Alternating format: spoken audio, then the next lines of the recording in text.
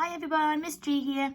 So today we're going to be having a look at using inverted commas to punctuate speech, okay? And we are also going to be focusing on thinking about some synonyms for said, because we know in class we've been creating our old word banks of different words and different ways of saying said to make our writing and make it more interesting for the reader. So we're going to have a little look at some rules and basically a little step-by-step guide on how you can put your inverted commas into a sentence. So we've got what's in this. So it could be that there's something in a box, something in the portion, something in a drink, and how we are going to put this into direct speech in a sentence. So the first thing we need to think about is what is the character saying. So this is what they've said, and that's the only thing that you put in your inverted commas, okay, what the person has said. So the first thing I'm going to do is I'm going to open up my inverted commas. So I'm going to start my inverted commas, my speech mark here, and saying, right, this is the beginning of what they said. So the person said, what's in this? Okay, so important that I finished it with some type of punctuation. Now we know that this is a question, so it needs to end in a question mark. It might have ended in an exclamation mark. It also could have ended in a comma. All right, so I'm going to close my speech now because this is only what the person said. They've completely finished it now. So what's in this? Okay, so I can say said Max. Okay, so we're going to use Max, our character from our superpowers story.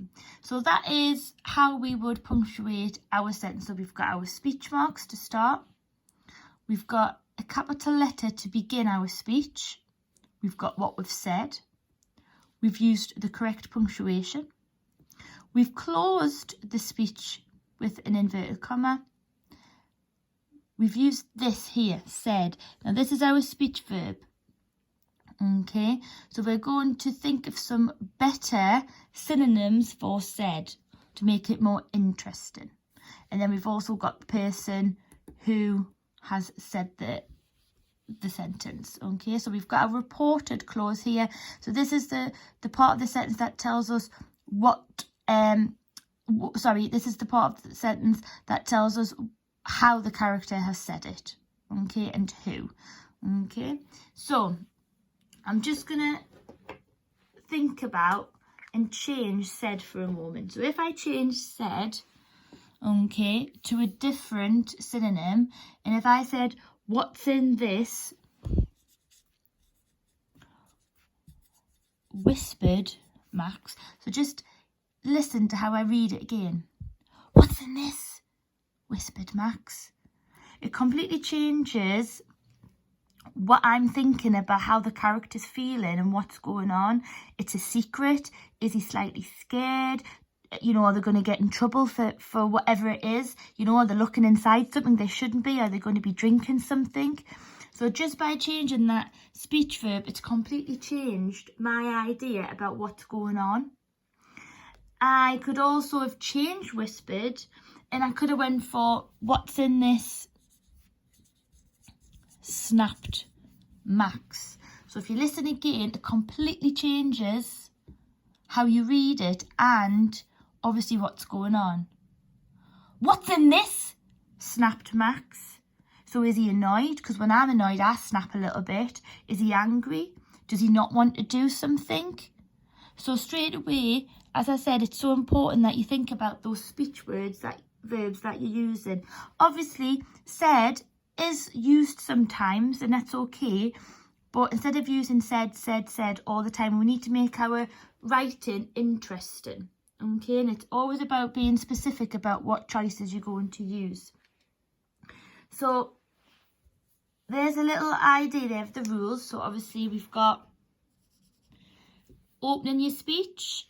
We've got a capital letter. You've got your speech that only the sentence explains what was said. So this is only what was said. Then you've finished it with some punctuation. And then you've closed your speech. You've got your speech verb. And then you've told me who was speaking. Okay. So what I want you to do now is I've got another speech bubble here of something that somebody has said, and I'd like you to add in all the punctuation that we've just talked about, okay, and also really thinking about the different speech verbs, the different synonyms for said that you could use that could maybe change how you would read this. Okay, so just pause the video and then come back and we'll have a little think about what we could have written down. Brilliant, so let's have a little look. So we've got don't make a sound. So the first thing I'm thinking about is I'm going to just write this down using my rules. So the first thing, I need to open my speech.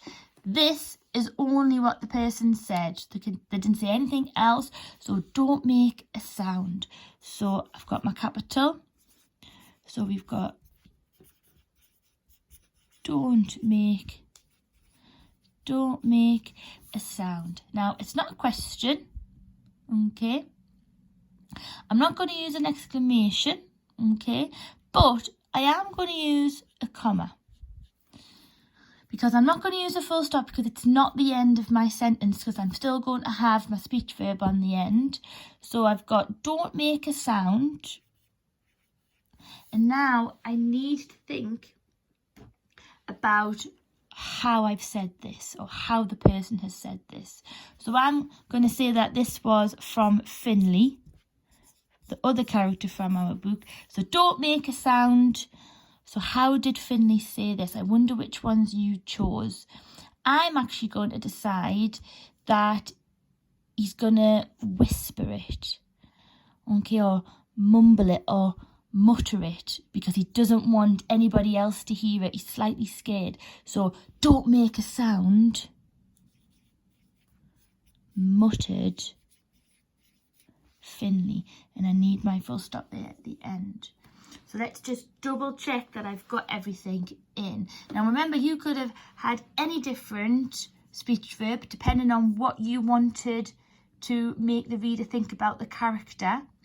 So we've got I'm just going to change that because just how I've written it there. Remember, it goes at the top. There we go.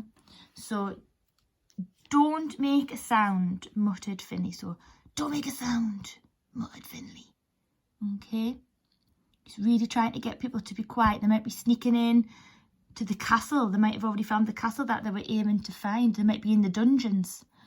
So, I've got my inverted comma. I've got my capital letter. I have got inside the inverted commas only what we've said. I've got my correct type of punctuation there. It's not a question. It doesn't need an exclamation mark. I've closed it with my inverted comma. I've chose a speech verb, something different than said.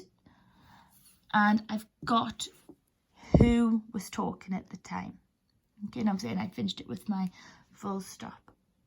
Now, what I've got a little job for you to do is I've started you off with some of the speech verbs that we talked about, some different synonyms. I wonder when you're reading, when you're watching the telly, when you're on your computers, all the different synonyms for said that you can think of and make a big word bank for yourself. Okay, thanks for watching everybody, and I will see you tomorrow. Bye. Toodaloo.